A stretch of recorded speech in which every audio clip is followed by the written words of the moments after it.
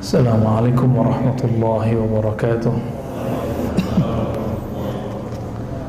Alhamdulillah rabbil alamin, wassalatu wassalamu ala sayyidil mursalin wa ala alihi wa ashabihi wa li baitihi wa dzurriyyatihi ajma'in, wa ba'd. Baik Bapak Saudara ikhwan akhwatillah, kita masuk pertemuan ketiga Pak. Ya, baru ketiga kita. Ya, hari Selasa Selasa, Rabu ini ketiga. Alhamdulillah. Semoga ini tanda Allah meridai kita semua. Amin rabbal alamin. Kenapa kita ngaji kitab? Karena tidak semua Bapak Ibu ini pernah nyantri, benar nggak? Maka kita bawakan sedikit rasa nyantri itu di masjid. Ya, meskipun nyantrinya cuma Ramadan. Jadi kalau ditanya orang, pernah jadi santri nggak? Pernah. Pesantren Ramadan. Iya, pesantren kilat. Lumayan Pak. Karena spirit dari pesantren itu bukan tinggal di pesantren. Spirit jadi santri itu adalah ngaji. Maka ruhul ma'had, spiritnya pesantren itu ada di syekhnya, kiainya. Kiai tanpa murid gak mungkin, pasti ada muridnya. Kemudian ada kitabnya, lalu ada waktu, dan ada komitmen terhadap waktu itu. Itu yang membedakan kita dengan santri-santri di ma'had, itu aja bedanya. Kitab ini salah satu kitab yang diajarkan untuk santri yang sudah mulai dewasa, remaja. Karena hajat kita kepada ilmu ini sama, mau santri mau apa sama, kan bahasa aja sama. Bedanya jika kitab aslinya 4 jilid itu agak sedikit berat jika dibaca bahkan oleh santri pemula, dan dia tuh nggak butuh-butuh amat. Yang butuh itu nanti yang sudah remaja, dewasa, dan orang-orang seumuran kita, ya. Sebelumnya kita sudah membahas tentang ajaibul qalb, keajaiban kalbu. Kalbu ada macam-macamnya. Lalu kita membahas tentang diagnosa kalbu. Ternyata kalbu itu ada penyakit juga, ya, penyakit kalbu. Dan penyakit yang sudah kita bahas adalah al-kibr. Semoga Allah menjaga diri kita, kalbu kita, dari penyakit al-kibr, merasa diri besar, merasa diri pintar, merasa diri alim, merasa diri berpunya, bernasab, dan lainnya. Dan kita sudah bahas sebelumnya bahwa ada 7 penyebab orang bisa sombong. Nah, jika itu terindikasi ada pada diri kita, silakan diperbaharui, ya. Ada 2 dalam persoalan agama, ada 5 dalam persoalan duniawi. Kalau di kitab, ini saya sampaikan saja, kalau di kitab, kibr itu dibahas agak di tengah. Tapi pengalaman saya, kibr itu lebih awal muncul daripada hasad, lebih awal muncul daripada ghadab. Tapi kalau di sini yang duluan dibahas itu ghadab, kemarahan. Ghadab menurut versi Imam Ghazali itu melahirkan sifat hiqid. Hiqid ini di atasnya dengki. Kalau dengki ini masih di hati, hiqid ini sudah punya semacam siasat untuk menghancurkan orang yang dia nggak suka. Maka itu masih bagian dari ghadab, emosi yang tinggi atau marah. Maka saya susun ini versi kita Pak, walaupun kitabnya sama. Orang setelah dia punya penyakit kibr, sombong, makanya muncul biasanya emosi yang tinggi. Ketika dia merasa tidak dihargai, dia emosi, ya. Maka lalu muncul hiqd, nanti ingin menyerang orang yang dia murkai itu. Dan semua itu ternyata di dalamnya ada penyakit baru yang tumbuh. Apa penyakit baru yang tumbuh? Yaitu hasad. Apa arti hasad? Iri. Iri masih belum bisa didefinisikan tuh. Harus didefinisikan lagi. Apa itu hasad? Hasad itu kalau versi aslinya dalam kitab Imam Ghazali dikatakan karahiyatun ni'mah wa hubbu zawaliha anil mun'am alaih. Begitu dalam kitab ini. Tidak suka nikmat Allah itu sampai pada seseorang, wa zawaliha anil mun'am alaih, dan menginginkan nikmat itu hilang darinya, khususnya kepada semua umat manusia, khususnya sama mukmin dan umumnya kepada sesama manusia. Ya. Contohnya, waktu dulu sekolah pernah nggak iri sama teman kita yang juara? Irinya iri apa nih? Pengen dia hancur nilainya, atau kita pengen seperti dia dan dia tetap seperti yang dia ada? Yang mana? Ini ceknya gini Pak, waktu dia salah kita senang nggak? Kalau kita senang berarti masuk ke hasad. Tapi dia bagus, lalu kita iri, ingin seperti dia tanpa ingin bahwa dia ini jatuh. Nah, ini tipis sekali, namanya ghibthah. Jadi ada iri positif, ada iri negatif. Ada dua. Iri yang negatif, tidak suka nikmat sampai kepada hamba Allah dan ingin nikmat itu hilang. Kalau iri positif, kita iri Pak. Kok orang udah punya rumah, kita belum. Makanya Bapak pada beli rumah. Kok orang punya mobil, kok kita belum. Orang punya motor, kita belum. Yang jomblo, orang udah nikah, saya belum gitu ya. Biasanya jomblo-jomblo tuh ngenes Pak ya. Senang sama seseorang, lah keduluan. Masih bermain dalam pikiran, langsung aja khitbah ya kan. Langsung aja dilamar. Cuma karena para jomblo ini ada penyakit dalam hatinya, galau, tulul amal, panjang angan-angan, ntar makannya gimana, ya itu dipikirkan juga. Cuma kalau sudah ada asbab yang kita pakai, kerjaan, ambil aja. Nah ini juga bisa terjadi. Makanya ada orang melet, nyantet orang-orang yang dia suka, yang tadinya dia suka, terus orang itu nggak menyukai dia. Nah, ini bisa sampai ke sana ya. Jadi rumusannya sederhana. Saya senang, kalau bahasa sederhananya, saya senang kalau orang itu susah.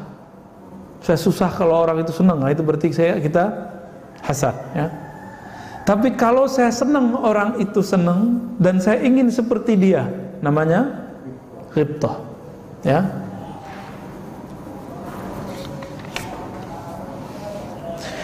Yang pertama, kita tidak senang dengan kebahagiaan orang, dengan nikmat yang orang dapatkan, ini haram hukumnya.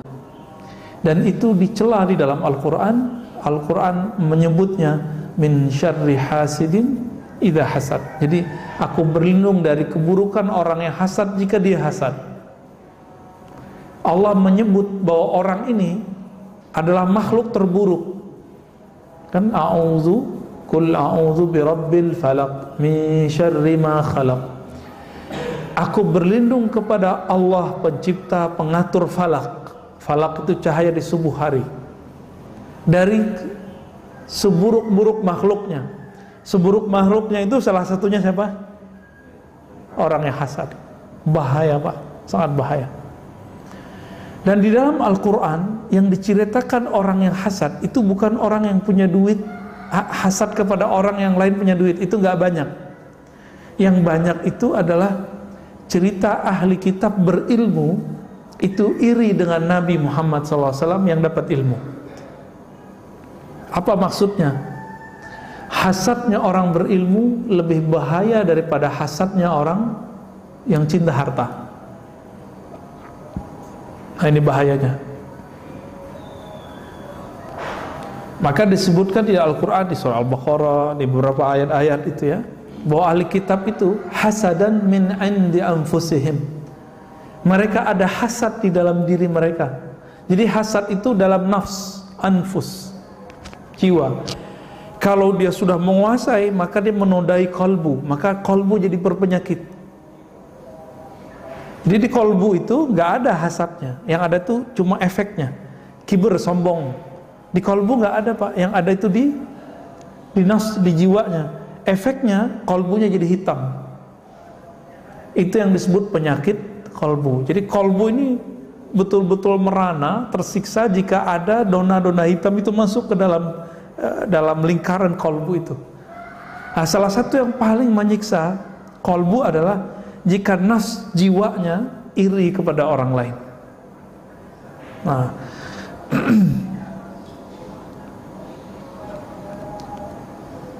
di dalam Al-Quran itu juga disebutkan, surat Al-Imran misalnya, in tamsaskum hasanatun tasu'uhum wa in tusibkum sayyi'atun yafrahu biha wa in tusibkum sayyi'atun yafrahu biha.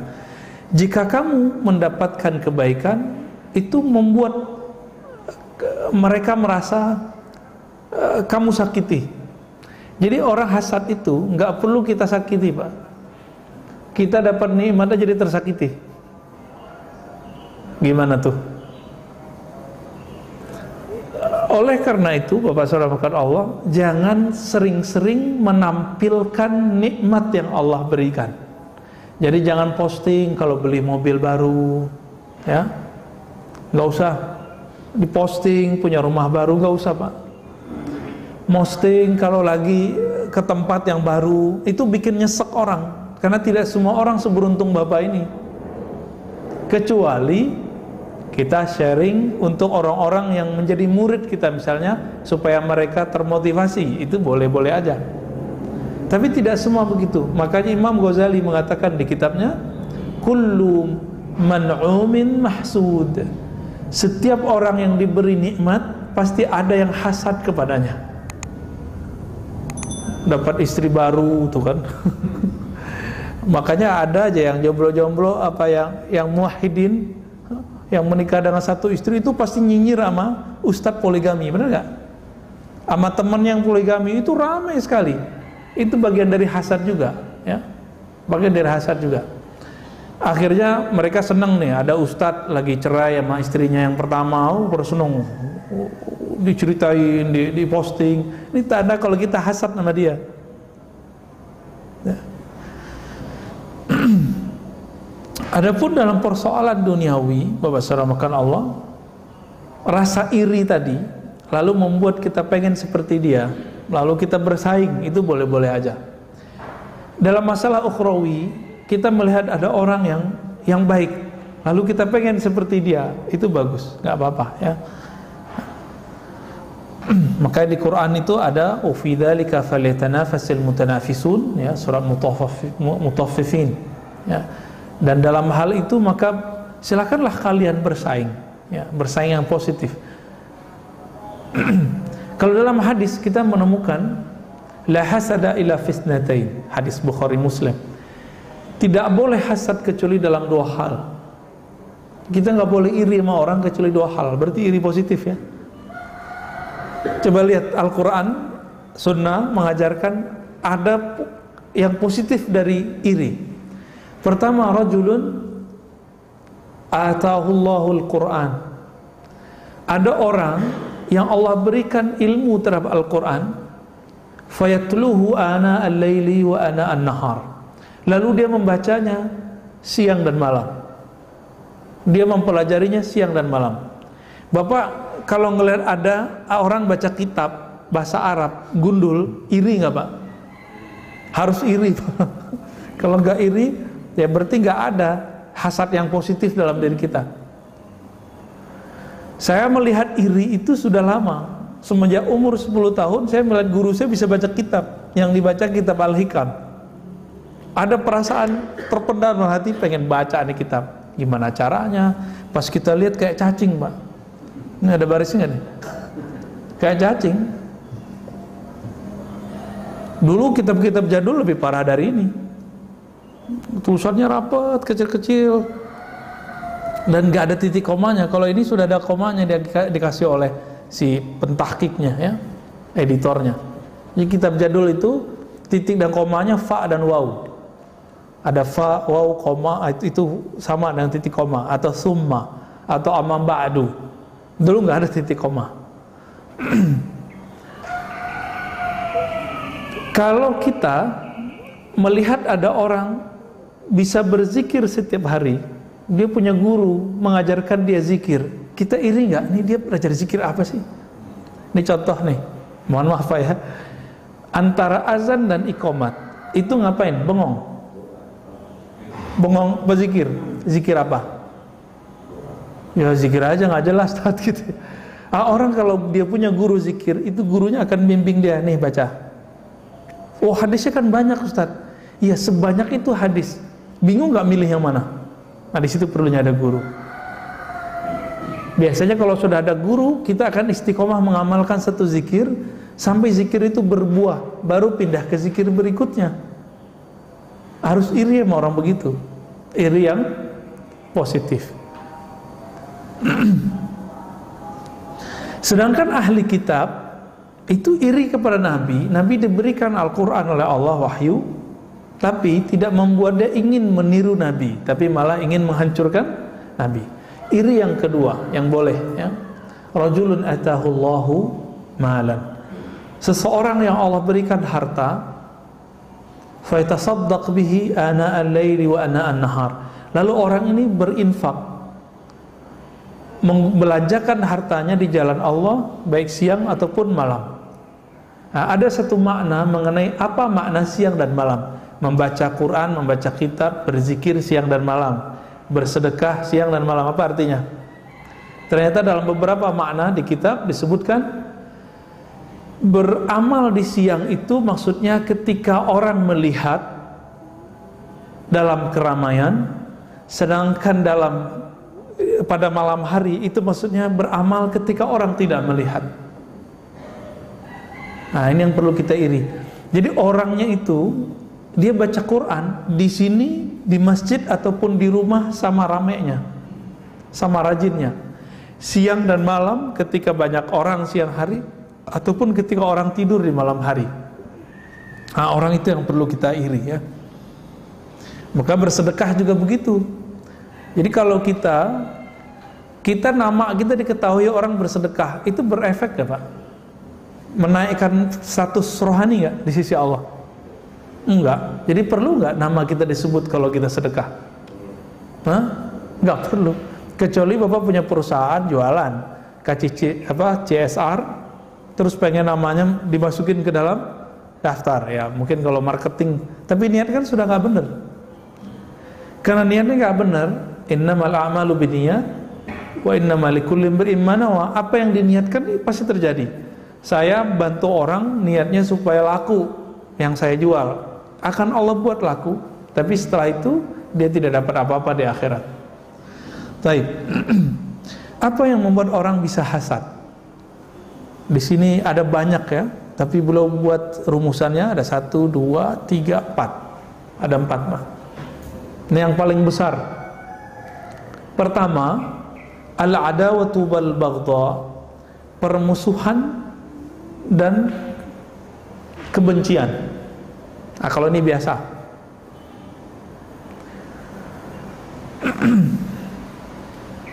Yang kedua, ta'azzuz. Ta'azzuz ini merasa diri itu mulia, merasa diri pantas, yang lain gak pantas.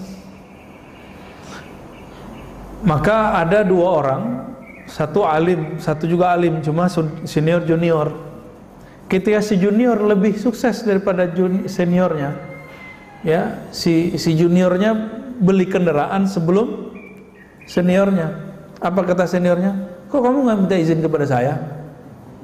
Loh, apa hubungannya? Itu bisa terjadi Pak. Dia menganggap kalau dia senior, maka si junior harus minta izin kepadanya. Iya, kalau dia pakai jalannya si senior wajar. Misalnya gini, Bapak beli rumah, terus beli mobil. Mobil itu ngelewatin jalan tetangga, cuma satu-satunya itu jalan. Baru kita minta izin. Minta izin kepada si tetangga ini. Mohon izin Pak, saya mau beli kendaraan. Ya, nanti pasti lewat di rumah Bapak, mungkin berisik gitu misalnya. Nah itu bagus, itu gak apa-apa. Ini kalau yang tadi apa urusannya? Nah itu masalah ta'azzuz. Jangankan itu, kadang kita pakai baju bagus aja dianggap nggak zuhud, ya, dianggap belagu. Jadi orang kalau udah hasad, kita senyum kepadanya, dikira kita nyengir. Kita sapa dia nganggap kita bentak. Ya, kita ingetin dia menganggap kita nyinyir. Begitu orang-orang yang hasad ini.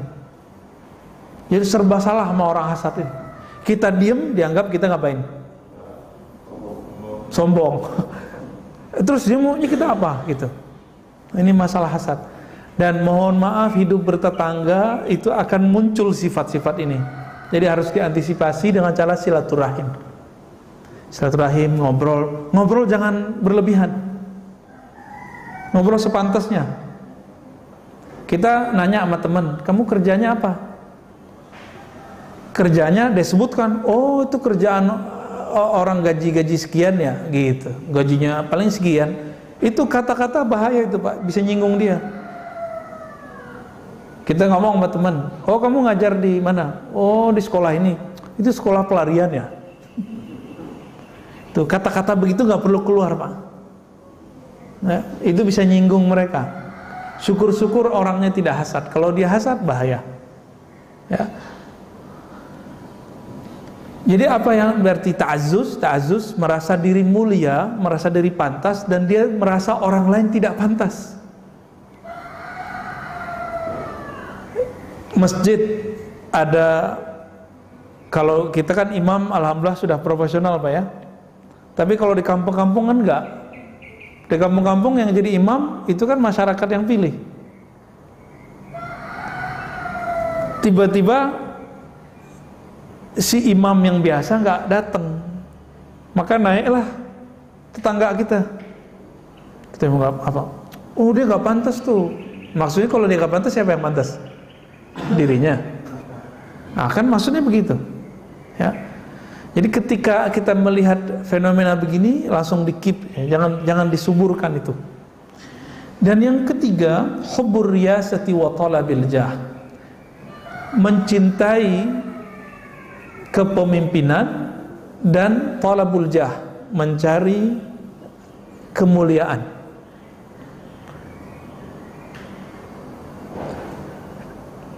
Sebenarnya orang-orang kaya yang masuk ke dalam dunia partai itu dia nyari apa Pak? Dia duitnya udah banyak.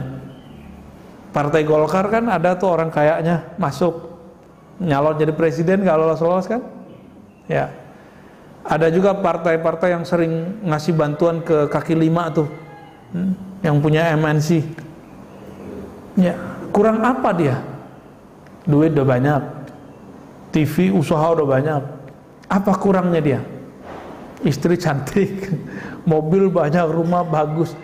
Kurangnya apa? Dia nggak kurang apa-apa Pak. Dia pengen yang ini nih, mencari riasah, mencari kepemimpinan dan kemuliaan.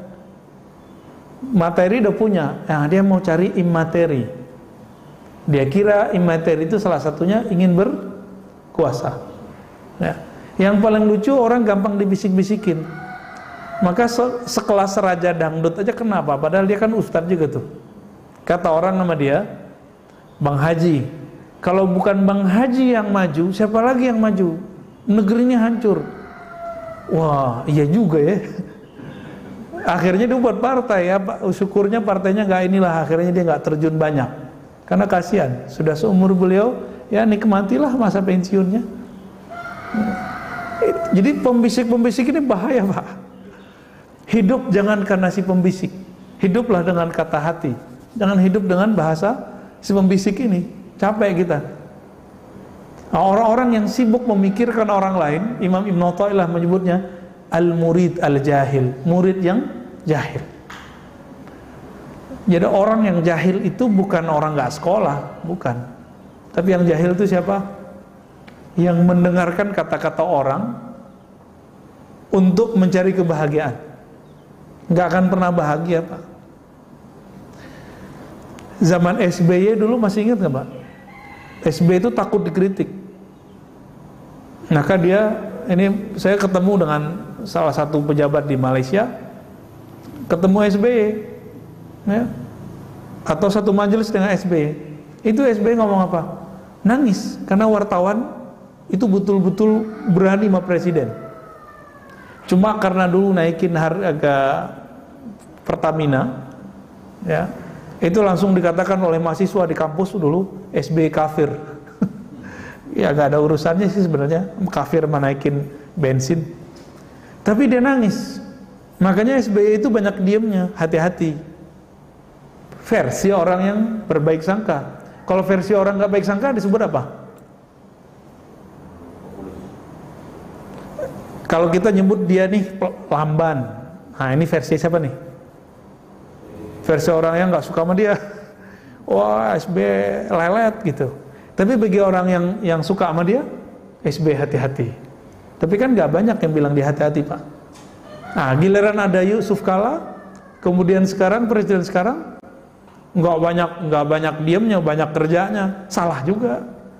Jadi nggak ada di dunia ini orang akan benar terus. Tidak akan ada di dunia ini orang dipuji oleh semua orang. Nggak bakal mungkin, ya.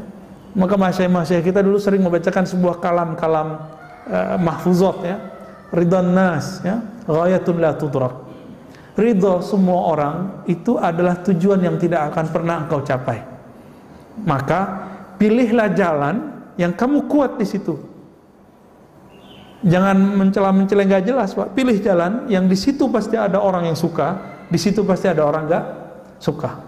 Jalan kita jelas. Maka waktu saya mengajar kitab-kitab ini, kitab Tazkiyatun Nafs, Riyadhatun Nafs, kitab tasawuf kata orang, kitab zikir, kitab Hikam Ibnu Athaillah, itu sahabat saya ngomong, banyak itu, bukan 1-2 orang. Antum nggak takut nanti dibenci oleh kelompok fulan, kelompok seberang gitu? Jawaban saya apa Pak? Kalau saya beramal karena ingin dipuji si fulan, kelompok A, B, C, D, maka saya akan membuat dia senang misalnya, tapi saya akan dibenci lagi oleh kelompok yang lain. Nggak mungkin saya disukai semua orang. Jadi saya memilih sekarang untuk siap dibenci dan siap juga disukai. Suka, ada orang yang suka ilmu tentang Tazkiyatun Nafs ini, Riyadhatun Nafs ini. Ada yang nggak suka, nggak apa-apa. Ntar orang bilang kita ngedongeng, nggak apa-apa, biarin aja. Ada orang bilang ahli bid'ah, syubhat, itu resiko Pak, resiko di jalan Allah. Dan salah satu ciri-ciri pejuang di jalan Allah, la yakhafuna laumata laim, tidak takut dicaci orang-orang yang mencaci. Kenapa? Itu kan biasa aja, jalan aja. Maka kalau pengurus masjid, betul harus dengerin orang dalam rapat, tapi jangan kebanyakan rapat Pak, banyak kerja aja. Di masjid itu kok banyakan rapat, enggak, banyakan rapatnya nggak ada kerjanya ntar. Di mana-mana begitu. Ya, kantor aja kalau banyak rapatnya itu nggak ada jadi. Rapat tuh sedikit aja. Yang banyak kerjanya. Kalau kita rapat, pasti kita disalahin orang, dikritik orang. Oh berubah lagi. Ya. Bi'ayyakuna munfaridan 'adiman nazari ghaira musyarakin fil manzilah. Nah, orang-orang ini yang ingin mencari popularitas, pejabatan, mencari kemuliaan, ini nggak rela kalau ada orang mendapatkan kemuliaan itu. Kalau dia satu aliran, Pak, kalau ini dalam bab keagamaan ya, jadi keagamaan ini bisa kena nih. Dai sama dai masih sepaham nih, ahlu sunnah. Dia akan mengatakan, oh si Anu tuh nggak pantas ngajar ini, dia nggak pakar. Yang pakar maksudnya dia sendiri yang pakar. Tuh. Bisa begitu Pak. Ini udah sepaham nih, udah sama-sama ahlu sunnah. Udah oke lah pemahamannya. Masih bisa iri begitu. Apalagi kalau tidak sepaham. Kira-kira gimana? Satu ahlu sunnah manhaj akidahnya Asy'ariyah. Satu ngaku ahlu sunnah manhajnya salafiyah. Oh salame Pak, salame itu. Si Asy'ari bantah salafi, si salafi ngata-ngatain Asy'ari, begitu terus. Dia nggak rela si salafi ini naik, sebagaimana si salafi nggak rela si Asy'ari ini naik. Begitulah terus. Apalagi muncul sufi, merasa nggak pantas. Apalagi nanti ada nih cara-cara untuk menjatuhkan dia. Beda pilihan politik. Maka antum lihat aja sekarang di YouTube habaib dengan habaib tengkar. Intinya sebenarnya adalah luka lama beberapa tahun yang kemarin, setahun pada tahun kemarin ya. Karena beda pilihan politik, sekarang cari-cari kesalahan. Oh, ketemu nih kesalahannya. Nah, itu diekspos terus, tengkar. Ya kita sedih juga sih ngeliat habaib kok tengkar-tengkar. Tapi ini menunjukkan habaib itu yang suci darahnya, tapi pemikiran dia kan belum tentu suci. Ya, manhajnya, mazhabnya belum tentu suci. Dia sama kayak kita, persis sama, nggak jauh beda. Habaib nggak ngaji ya bodoh. Habaib ngaji ya dapat dua kebaikan. Udah habib berilmu, dua manzilahnya, manzilatani. Kalau kita kan dapat satu doang, Pak. Nah, cuma kalau rohani kita bagus, bisa jadi kita pewaris rohani. Mereka juga pewaris jasmani. Lebih kekal yang mana, jasmani sama rohani? Rohani. Maka Nabi mengatakan pewarisku bukan zuriatku. Nabi mengatakan pewarisku ulama. Al-ulama warasatul anbiya, ya. Jadi kalau beda faham, beda aliran, oh bisa kalimatnya begitu. Syubhat, ahli bid'ah, sesat. Bisa begitu, Pak. Udah sering lihat ya di YouTube ya. Pasti sering lihat begitu, ya. Kalau dia sefaham, tapi beda popularitas, nanti paling mau jatuh-jatuhin. Nah, ini agak sedih kita ngelihatnya, ya. Dan yang terakhir, penyebab orang bisa hasad, khabathun nafs wa syuhuha bil khair li ibadillah. Ini yang paling parah. Emang pada dasarnya hatinya busuk gitu, kalau bahasa Indonesianya. Tapi kalau terjemahan harfiahnya, jiwanya itu kotor. Khabathun nafs wa syuhuha bil khair li ibadillah. Dan rasa kikirnya yang pelit terhadap hamba Allah, bihaitsu yashuqqu alaihi ayyusafa indahu husnu hali 'abdin fi ma'unima alaih. Dia susah menerima kalau ada orang mendapatkan kebaikan. Seorang dai, seorang artis itu nyesek, Pak, si public figure ini, kalau melihat si artis atau public figure atau si ustadz yang lain itu populer muncul, nyesek bagi dia. Ini ciri-cirinya, ya. Makanya mereka betul-betul jor-joran untuk menghabiskan dirinya, untuk membuat followernya senang, ya. Nauzubillah min dzalik.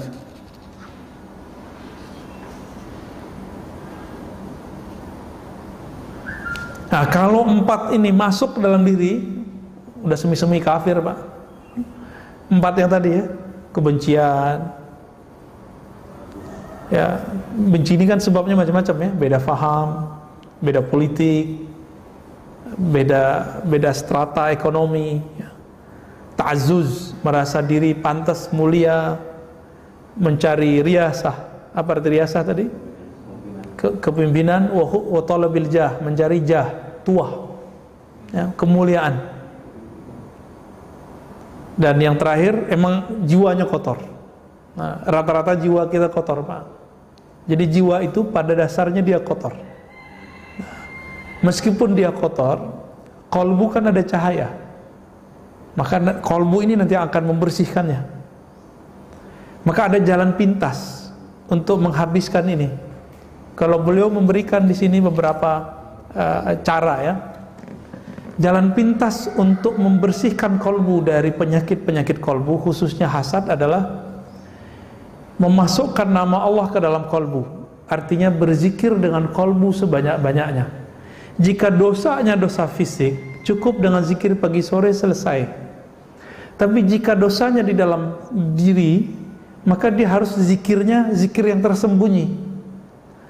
Mirip seperti dokter, kalau lukanya di luar, pengobatannya di luar. Kalau lukanya, penyakitnya di dalam, itu harus dioperasi, benar nggak? Nah, operasi terbesarnya itu adalah zikrullah. Likulli syai'in siqalah. Begitu dalam asar riwayat Imam Baihaqi. Setiap sesuatu itu ada cara untuk membersihkannya, mengobatinya. Wasiqalatul qalbi zikrullah. Pembersih hati, penetral hati, pengobat hati hanyalah zikrullah. Nah, Itu zikrullah kalau masukkan kolbu. Kalau dimasukkan ke pikiran bagaimana? Apakah kita akan hasad sama orang, sedangkan yang menurunkan nikmat itu siapa? Ini caranya nih kalau masuk ke akal. Allah, benar. Mungkinkah Allah salah menurunkan nikmat sehingga kita perlu iri? Kita nih senang sama seorang lawan jenis, laki ke perempuan, perempuan ke laki-laki. Tahu-tahu dia nikah duluan sama seseorang. Iri nggak? Pasti ada rasa iri, Pak. Masa dia sih wajahnya biasa-biasa aja, kok nikah sama dia yang mukanya luar biasa? Itu perasaan kita. Ya. Pertanyaannya, mungkinkah Allah salah dalam menjodohkan? Tetangga kita dapat rezeki, kita mikir seharusnya saya itu. Teman kita dipromosiin, gajinya naik, kita berpikir seharusnya saya itu. Pertanyaannya diulang lagi, itu yang ngatur siapa? Allah bukan? Allah. Mungkinkah Allah salah ngirim rezeki orang ini? Kalau begitu, orang yang hasad, dia sebenarnya sedang berprasangka ke makhluk yang dapat nikmat atau kepada Khalik? Kepada Khalik. Saya kalau gitu bukan berarti Allah berada di satu tempat, Pak, ya. Ini menunjukkan Allah maha tinggi gitu aja, secara mutlak, bukan tinggi arah. Allah maha hebat. Ini karena tubuh kita butuh isyarat, ya. Jadi orang yang hasad itu, dia sebenarnya berprasangkanya ke siapa? Ke Allah. Itu masalah dia. Maka dosanya orang hasad ini bukanlah karena dia jahat ke makhluk Allah saja, tapi dia salah memahami tentang Allah. Dia menuduh Allah itu salah kirim. Nah, dan saya sudah berulang-ulang mengatakan, Allah itu apakah kalah canggih daripada JNE, Tiki, Pos? Itu kalau kita ngirim barang, namanya kita tulis, jalannya, rumah-rumahnya, kita kirim, nyampe nggak, Pak? Mungkin ketuker nggak? Persentasenya berapa tuh ketuker? Kecil sekali. Ya mungkin 98% itu nyampe semua. Paling 2% rusak atau meledak di tenggelam gitu ya, atau busnya hancur yang bawa. Tapi di luar itu gimana? Banyak nyampainya kan? Itu yang tiap hari pesan-pesan Lazada, tiket.com, ibu-ibu tuh. Ya, mas-mas ini juga kayaknya nih sama kayaknya. Itu gimana? Salah kirim nggak dia? Enggak, paling salah kirim barang. Ya, kita pilih warna merah, dia kirim warna biru. Tapi nyampe barangnya. Kenapa? Alamatnya jelas. Rezeki Allah itu dikirim, Pak, dari langit. Wa mimma razaqnahum yunfikun, dan dari barang nikmat yang kami rezekikan kepada mereka, itu mereka infakkan. Berarti ada kalimat kami rezekikan. Nahnu narzuqukum, kamilah yang memberi rezeki kamu. Itu ayatnya jelas. Kalau terjemahan hari ini, kamilah yang mengirim secara rigid, detail rezeki kamu masing-masing. Maka tidak akan ada yang ketukar jodoh, nggak ada yang ketukar rumah, ketukar duit, ketukar gaji, nggak bakal ada. Kalau sudah paham begini, masih perlu nggak hasad sama teman yang pangkatnya sudah duluan naik, rezekinya sudah duluan naik? Ya, Ustadz masih atu aja, Ustadz, ya. Masih atu dia. Ketemunya udah dua, iri, nggak perlu iri. Kalau emang jatah pasti dapat. Kalau nggak di sini ya di surga, kan gitu. Jadi orang-orang yang hasad ini, masalah dia sebenarnya adalah kepada Allah, kepada makhluk itu adalah turunannya. Karena dia terhijab, terhalang memandang Allah, tidak memahami Allah, maka dia berprasangka kepada makhluk, pada hakikatnya sedang menyalahkan Allah Subhanahu wa ta'ala. Ada demikian, ada dua tuh obatnya. Yang pertama di kolbu, banyak-banyak zikir. Maka cari ahli zikir kolbu, nanti diajarin, Pak, cara zikir di kolbu. Jangan cuma zikir di lisan doang. Ya, Sayyidina Hasan al-Basri mengatakan, saya suka zikir dengan tangan, zikir dengan lisan, dan dengan kolbu saya. Berarti ada zikir kolbu. Nah, itu ditalkinkan dari ahli kolbu. Talkin itu dibimbing, Talqin bukan hanya untuk orang yang sakarat atau udah mati. Orang yang mau mati lebih butuh. Karena kita yang butuh, Pak. Masalah orang iri nggak iri kan masalah di sini. Ya. Dan yang kedua itu dalam ilmunya. Nah, ilmu mengenai cara menghapus iri tadi. Ternyata iri ini berkaitan langsung dengan Allah Subhanahu wa ta'ala. Semoga kajian ini bisa membuka sedikit yang terbuka dari kolbu yang mungkin menyimpan hasad. Semoga dengan kajian ini penyakit hasad di kolbu kita Allah sembuhkan. Amin ya rabbal alamin. Gimana, Pak? Ada? Bapak Ibu, jika ada pertanyaan yang hadir di masjid sekarang. Ya. Assalamualaikum. Maaf, saya masih kesulitan membedakan antara jiwa, nafs dan kolbu. Oke, baik. Cara membedakan jiwa, nafs, ruh, kolbu gitu ya. Betul. Ini sengaja waktu di awal saya tinggalkan pembahasannya. Karena Imam Ghazali juga beliau masih muter-muter di situ. Jadi ada yang disebut dengan pertama dari fisik dulu, jasad. Ini dia. Jasad kita ini mempunyai energi, energinya mirip dengan binatang. Energi itu ada pada apa? Ada pada nafs, disebut jiwa. Bahasa Indonesianya jiwa. Disebut sukma. Disebut juga diri. Tapi diri ini diri bagian luar itu dia. Ya. Nah, badan kaitannya dengan jiwa tadi. Ya. Lalu kita punya sisi lain, akal. Nah, ini masih di luar semua nih. Jadi sisi manusia yang di luar itu ada badan dan nafsnya, jiwanya, lalu ada akalnya. Nah, ini bagian terluar manusia. Jadi kita ini bukan satu sisi, Bapak, ya. Dan yang kedua, kita mempunyai sisi lain. Apa sisi lain dari kita? Sisi batin. Tadi zahir. Yang batin itu adalah qalbu, lebih batin lagi namanya ruh. Nah, Imam Ghazali masih muter-muter kadang. Bagi beliau nafs itu disebut ruh juga, kolbu itu ruh juga, padahal bukan begitu. Ya, di zaman itu beliau baru bisa menjelaskan sedetail itu. Di zaman ini kita sudah bisa menjelaskan lebih detail dari Imam Ghazali, ya. Beliau bisa sampai ke sana udah keren, ya. Kenapa? Karena ruh itu min amrillah, ruh itu amrullah, ya, urusan Allah, hembusan Allah. Maka ruh ini tidak mati. Kalau nafs, jiwa, mati deh. Oleh karenanya di dalam Al-Quran, yang wafat, yang mati itu nafs apa ruh? Kullu nafsin za'iqah. Tuh mumtaz, Pak. Kullu nafsin, setiap nafs, gak ada ayatnya kullu ruhin. Cuma ulama sebelum kita sebagian mengartikan nafs itu ruh, itu kelirunya. Jadi ulama bisa keliru juga, tapi itu gak apa-apa. Dulu bahasanya baru bisa sampai ke sana, gitu. Mereka itu membahasakan nafs itu jiwa, ruh itu inti dari jiwa. Padahal pembahasannya lebih dari itu.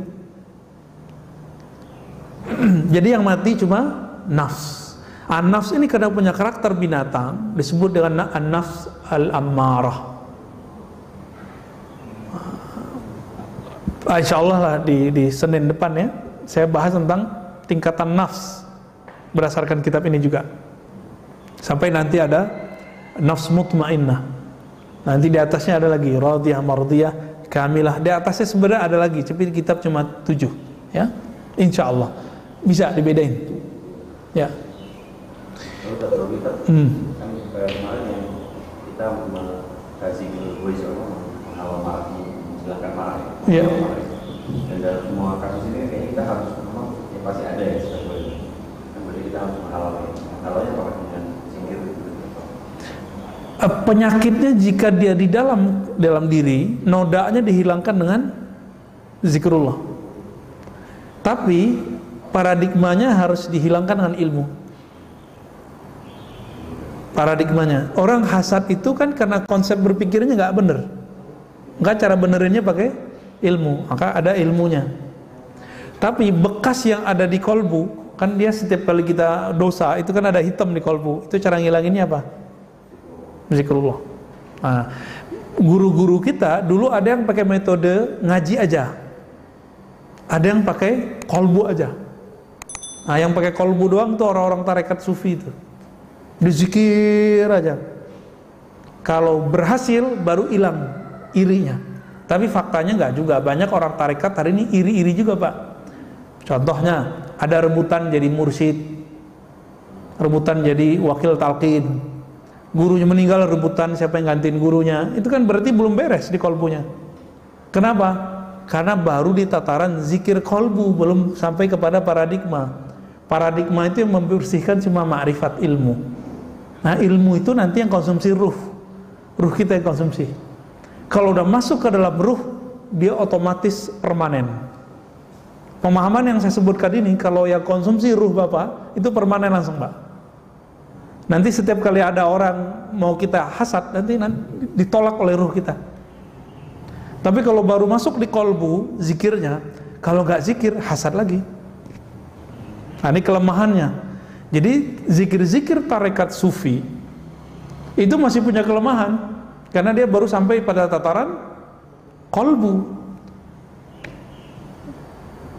Berarti ilmu ma'rifat itu ada yang dipegang oleh sufi, tarekat, ada yang dipegang oleh para wali-wali yang tinggi. Nah, mereka adanya di ilmu ma'rifat. Nah, Imam Ghazali yang megang itu salah satunya. Beliau sudah di atas itu semua. Maka beliau pangkat kewaliannya kan sudah sampai kutub namanya. Kutub ini sudah poros di zaman itu, ya. Nah, Imam Ghazali ini kalau ada persoalan kolbu, dia sudah bisa ngobatinnya baik dengan cara ma'rifat atau dengan cara zikrullah. Nah, zikrullah itu dia sebutkan di dalam kitab Kimya Sa'adah. Dalam kitab Ihya Ulumuddin disebutkan dua-duanya. Zikirnya, tapi tidak terlalu detail, yang paling banyak ilmunya. Maka beliau mengasih judul Ihya Ulumuddin, menghidupkan ilmu-ilmu agama. Tapi orang terjebak dengan kulit-kulitnya. Yang dilihat hadisnya kok ada yang dhaif, gagal faham. Padahal maksud Imam Ghazali bukan itu.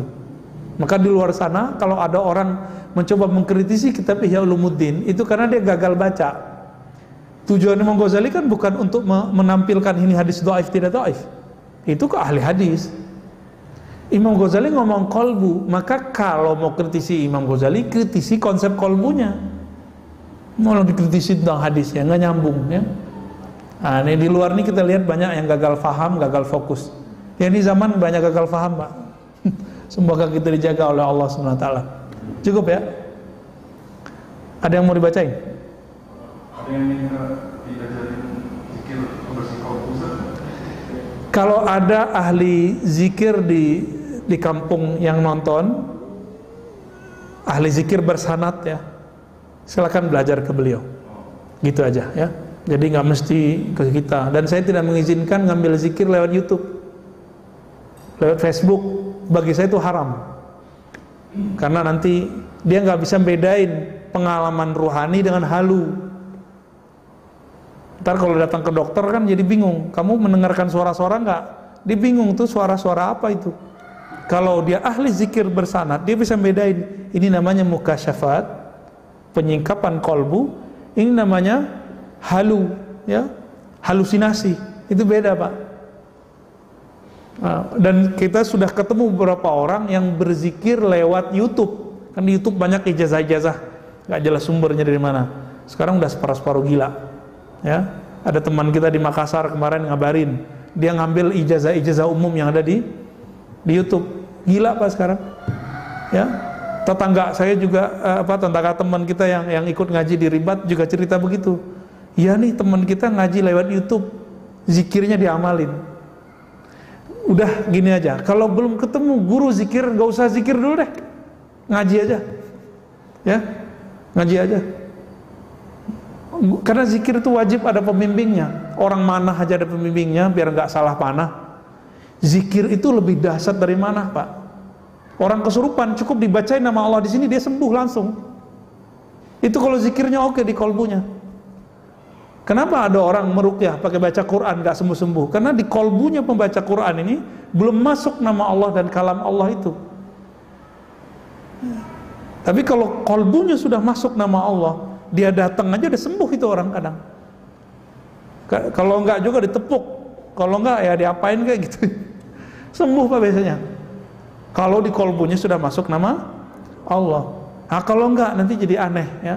Jadi tolong jangan belajar zikir lewat YouTube, lewat sosmed. Belajar zikir langsung ke ahli zikir. Karena zikir itu tempat jadi kolbu, harus datang ke ahli kolbu, bukan di kolbu YouTube. Ya, nggak ada kolbu YouTube Pak. Udah ya. Saya rasa cukup teman-teman, karena Allah, insya Allah jika umur panjang kita lanjutkan di Senin depan, besok mungkin dengan Ustadz Zulfikar ya. Jadi, baik. Nasallallahu al-afwa wal afiyah lana wa liwalidina wa limasyayikhina wa lisairil muslimin wal muslimat. Subhanakallahumma wa bihamdika asyhadu an la ilaha illa anta astaghfiruka wa atubu ilaik. Sallallahu alaihi Muhammad. Assalamualaikum warahmatullahi wabarakatuh.